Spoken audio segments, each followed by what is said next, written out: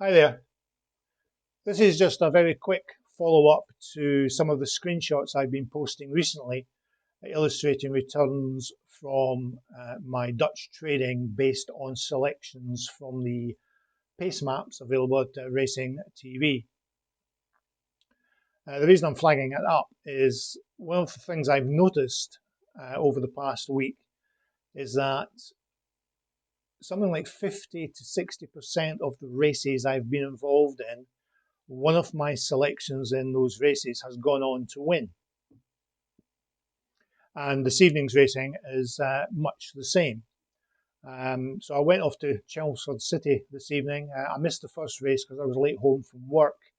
And there is another race that's missing there, the 6:30, which wasn't a qualifier. One of the filters I've been using is based on the potential return if the Dutch was allowed to run through to its conclusion. I want that return to be at least equal to the stake I'm using. Now, occasionally I might use or drop it down to 95% if I'm happy with things, but generally speaking, I wouldn't get involved in such a race. And usually what you'll find is that the return is at least 150% of what the stake is. Now, typically, as usual, I've been using £100 stakes. Now,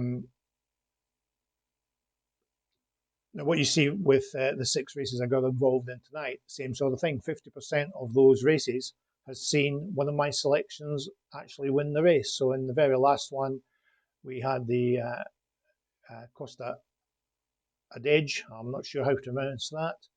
The previous 2, I didn't find a winner. Then we got the winner in Shades of Summer in the 7 o'clock. Didn't find it in the 6, but in the very first one that I got involved in, we also had a nice winner in Channel Packet.